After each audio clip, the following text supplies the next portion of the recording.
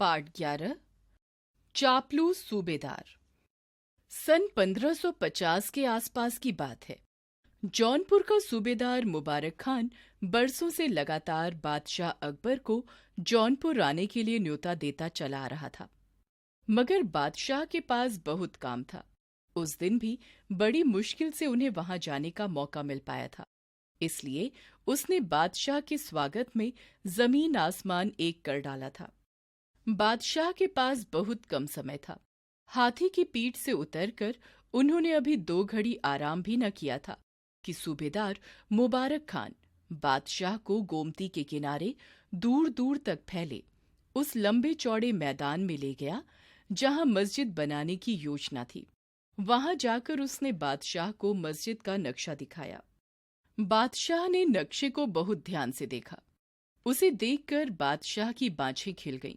उन्होंने कहा, बेशक नक्शा बहुत खूबसूरत है मुबारक खान। आसमान को चूमने वाली इसकी ऊंची ऊंची मीनारें, निराले गुंबद, खुला तालाब, सब बेमिसाल है। हमारा ख्याल है कि खुदा के लाखों बंदे इसमें बैठकर खुदा से दुआ करेंगे और सुकून पाएंगे। जी आलम पनाह, यह खूबसूरत और बेमिसाल मस्जिद दुनिया भर में हुजूर की दीनदारी और गरीब परस्ती का डंका पीट देगी। मुबारक खान ने झुककर कहा। अकबर खुश होकर वहां से लौटे।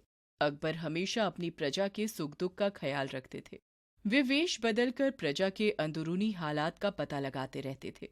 उस दिन भी वह शाम होते ही वेश बदलकर गोमती के किनारे घूमने निकले। घूमते घूमते एक जगह अकबर को किसी औरत के रोने की आवाज सुनाई दी। अकबर आवाज की ओर चलते हुए गोमती के किनारे नाव के पास आ पहुंचे। उन्होंने देखा कि नाव के पास एक 80-90 साल की काली और छोटे कद की बुढ़िया अपनी गठरी थामे पार जाने के लिए खड़ी है और कह रही है, इस दुष्ट मुंशी को तो देखो, अभी अच्छी तरह दिन भी नहीं छिपा है कि वह दफ्तर बंद करके यहाँ से भाग गया। जब मुंशी ही नहीं है तो मल्लाह यहाँ क्यों ठहरेगा? ये कितने बजे आते हैं और कितने बजे जाते हैं, क्या कोई देखने वाला है? सूबेदार मुबारक खान को तो कर वसूलने से ही फुर्सत नहीं है। प्रजा मरे या जिंदा रहे, इससे उसे क्या? खूबसूरत और शानदार मस्जिद बनाकर उसे तो बस बादशाह को खुश करने से मतलब है, जिससे कि उसका ओहदा और बढ़े। बुढ़िया थोड़ी देर चुप होकर फिर बोलने लगी। मुंशी से शिकायत करो तो कहता है, तुम रोज रोज पार जाती ही क्यों हो?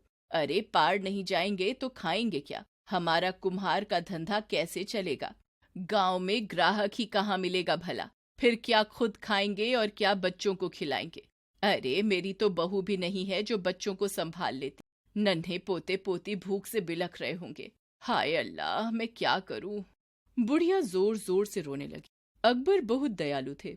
वे आगे बढ़कर बोले, रो मत माई, मैं तुम्हें उस पार पहुंचाए देता हूँ। बुढ़िया ने रोना बंद कर दिया और बोली, चल भाई, तू ही मुझे पार ले चल। अकबर ने इससे पहले कभी नाव नहीं खेई थी। बुढ़िया बादशाह के चप्पू पकड़ने के ढंग को देखकर बोली, अरे तुझे तो चप्पू भी ठीक से पकड़ने नहीं आते, तू पार क्या ले जाएगा? मैं संभाल कर धीरे धीरे ले चलूंगा माई, तू घबरा मत। अकबर ने बुढ़िया को धीरज बंधाया। बुढ़िया के सामने और कोई दूसरा चारा भी नहीं था। मरती क्या न करती। बुढ़िया नाव में बैठ गई। बादशाह अकबर जी जान से नाव खेने लगे, मगर नाव कभी इधर जाती तो कभी उधर। बुढ़िया का पारा ऊपर चढ़ने लगा। वह चिल्लाकर बोली, अरे अनाड़ी, नाव उल्टी ले जा रहा है या सीधी? ऐसे चलाकर तो तू मुझे कल रात तक पार पहुंचाएगा और यह भी नहीं पता कि नाव बीच मझधार में ही डुबा दे। मेरे बच्चे इंतजार कर रहे होंगे और तू है कि नाव लेकर खिलवाड़ कर रहा है। माई धीरज रखो, बादशाह ने कहा। किंतु बुढ़िया बोले ही जा रही थी। असल में तो इन सब बातों का जवाब दे बादशाह ही होता है, मगर बादशाह तो मुबारक खान की चिकनी चुपड़ी बातों से ही खुश हो लेगा। उसे असलियत कौन बताएगा कि यहाँ मस्जिद की नहीं एक पुल की जरूरत है। पुल ना होने के कारण इस पार से उस पार जाने वाले लोगों को कितनी परेशानी होती है। माई, क्या परेशानी होती है? अकबर ने पूछा। अरे भाई, पुल ना होने से उस पार कोई वैद्य या हकीम भी जाने को तैयार नहीं होता। बुढ़िया फिर चुप हो गई। थोड़ी देर बाद उसने फिर से बड़बड़ाना शुरू कर दिया। सूबेदार मुबारक खान हमारा हाकिम है, लेकिन उसे यह सब देखने की फुर्सत ही कहाँ है। उसे तो बस अपना कर वसूलने से मतलब है। लोग कह रहे हैं कि यहाँ ऐसी मस्जिद बनेगी जो दुनिया भर में अपना सानी आप होगी। सुना है आज अकबर यहाँ आया है। अगर कहीं वह मुझे मिल जाता तो मैं उसे बताती कि ओ दुनिया जहान के मालिक बादशाह, अगर तू सचमुच ही लोगों का भला करना चाहता है तो पहले यहाँ पुल बनवा, मस्जिद नहीं। बुढ़िया देर तक इसी तरह बड़बड़ाती रही। चारों ओर अंधेरा छा गया। आसमान में तारे छिटकने लगे। अंत में नाव किनारे पर पहुंची गई। नाव में से लड़खड़ाती हुई बुढ़िया किसी तरह किनारे पर उतरी। अकबर ने उसे संभालते हुए कहा, चलो माई, अंधेरा हो गया है, कहीं तुम्हें ठोकर ना लग जाए। मैं तुम्हें तुम्हारे घर पहुंचा देता हूँ। यह कहकर अकबर ने बुढ़िया को उसकी गठरी समेत गोदी में उठा लिया और घर तक ले गया। जब बुढ़िया घर पहुंची तो देखा कि उसके घर में कोहराम मचा था। बच्चे भूख से बिलक बिलक कर रो रहे थे।